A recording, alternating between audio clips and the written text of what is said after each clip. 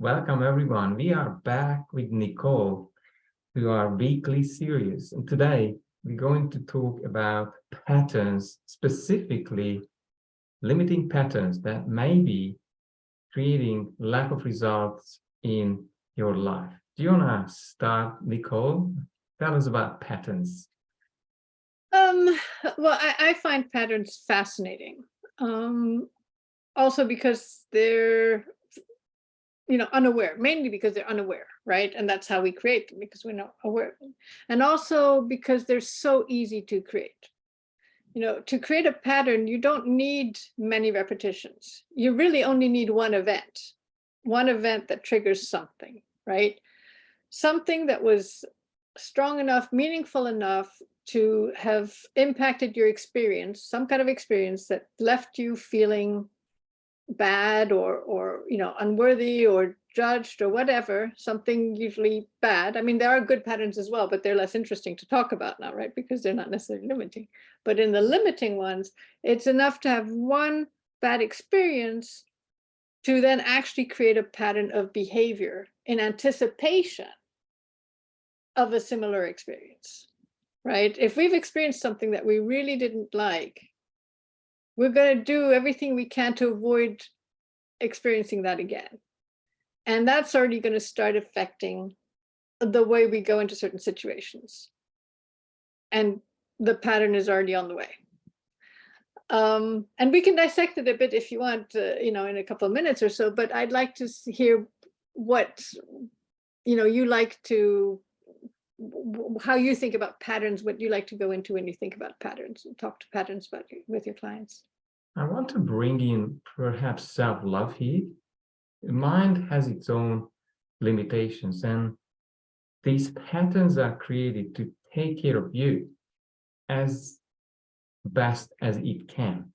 Mm-hmm. And if I bring a very simple example, then let's say a spider phobia, when someone was bitten by a spider, could lead to a series of events in the future when they will not leave the house, or they wouldn't go to amazing countries because their mind is resisting this dangerous thing. But if we turn this around, then that one spider bite could not limit one's life experiences and fun relationships, maybe every area of life. And these are the patterns. They are about survival. And unfortunately, with this mind that is designed to save our life, a lot of scenarios are falling under this category. And there is so many examples of this. Nicole, do you want to give us a different one so we put this into context? I was just about to say, tell me an example. I mean, I get the one with the spiders, and I think, yes, that's a very good one because it's so telling and it's easy to understand, right? And a lot of us have some kind of phobia about little things that don't make sense. And to see to what extent something like that can impact our lives, when it's just this one event. But it can be, I like to think of patterns also as thought patterns and anticipation. For example, if you just started a job and you have a boss that you wanted to go and talk to about something that was important, and you don't know him well at all, you've just met him, and you go in and he sort of, has a bad reaction. Either dismisses you, doesn't look at you, doesn't seem to have time, is impatient, something that makes that moment not very pleasant. The thing that's going to happen is, first of all, you've got that first impression, or that big impression is going to tell you, oh my God, he's a horrible boss, and it's going to be really hard to work with him. But then you start looking for confirmation, right, that what you think of this person is right. So you start maybe talking to other people and ask them, well, what's your experience with them? But you're not going to ask it in a very open way. You're going to ask it with the intention to get confirmation for your first impression, right? You can say, did you, have you known, he can be pretty, whatever, nasty, or does he talk to you like that as well? And anything that confirms your first impression is going to be kept, and anything that doesn't, you won't actually pay attention to, right? And you're starting to really let that impression sink in, and you're going to look for those confirmations and create this mindset and this idea to the point where you're going to anticipate that person's reactions to you the next time you go and speak to them. And as you go to speak to them, you're preparing yourself for that nasty interaction. So you're already going in there maybe with a slight frown on your face, with an energy of a negative energy anticipating something bad to happen. And so what happens then is you're actually kind of provoking it, because you're bringing that energy in. And then once you provoke it, then you say, well, see, that's here comes the confirmation. And so you're sort of repeating these experiences, but only because you noticed something that was slightly, that you didn't like, and the fear of it repeating itself is actually what repeats it. And that's what I find fascinating about these, and could we do that with everything all the time? And fear and, like you said, survival are at the base of these patterns, aren't they? We're trying to avoid something. And often by trying to avoid something, we're actually creating it. Yeah, that is profound. I do have normally a small tool to show how twisted your views could be, because unaware you could be wearing one of these biased, let's say, virtual goggles in front of your eyes when you go back to this boss to talk about anything.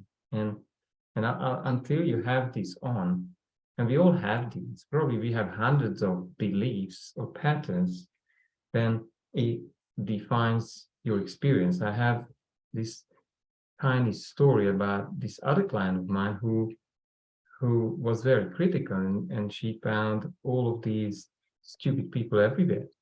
And it didn't help her business, her sales, because she was not connecting with people well, with the clients. And what we have uncovered, and this is where patterns of realizing, getting awareness around patterns helps anyone to release them. Take this off or another one off means that there is freedom on the other side. So she was really angry around a lot of people who triggered her, and we were able to release this and resolve this. And we've seen magic happening in her life, where she was finally connecting with her clients and customers in a very new way.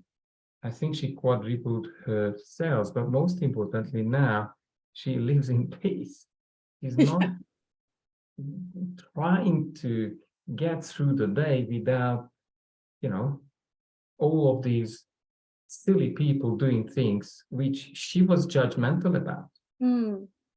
Do you want to expand on this one, perhaps, Nicole, as we are getting to the end of this?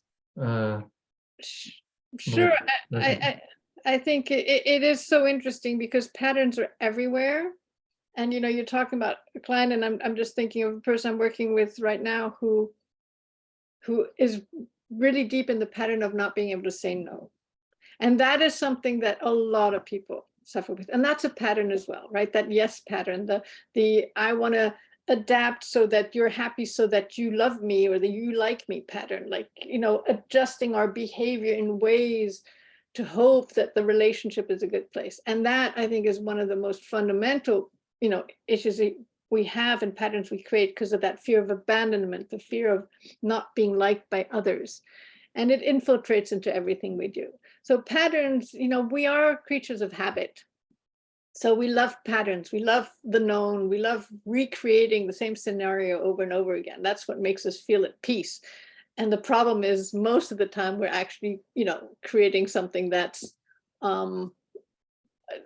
uncomfortable and that we don't like, just because it's the known, and it's that pattern that, the devil we know type of thing.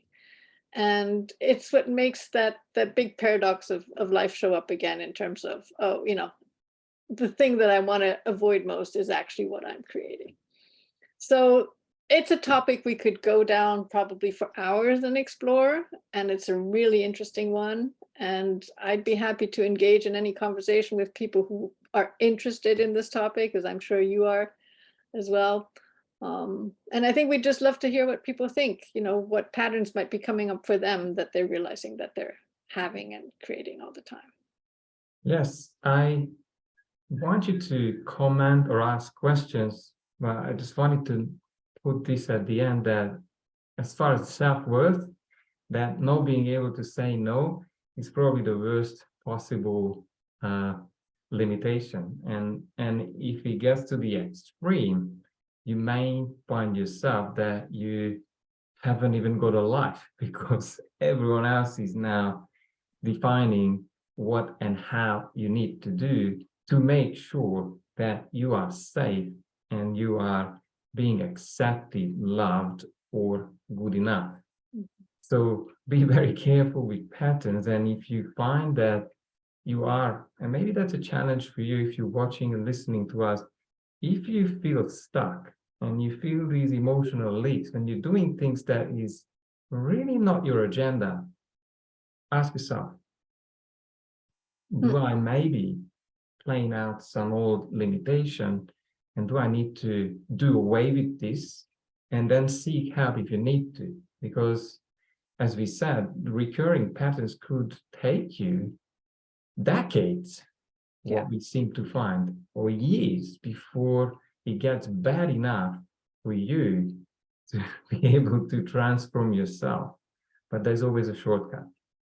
There is always a shortcut. And there's one little image I like to share with people is imagine you're dancing with someone and you go in and you're expecting the rock and roll. If you're expecting the rock and roll, and you put your hands out to dance the rock and roll, the other one's going to dance the rock and roll with you every single time. So try changing the dance, try something new, play it a new, game, and just decide today I'm going to dance the waltz and we'll see how the other one reacts. And if nothing else, they might just be stunned and say, oh, what are we doing? And that's already something that creates a shift. It might be a better dance, it might be a worse dance, it doesn't matter, it's just different. And that's the first step towards changing a pattern. So just a little image I wanted to share. Nicole, thanks very much. Thank you. We'll meet again in a week. Until then, see you later. Bye.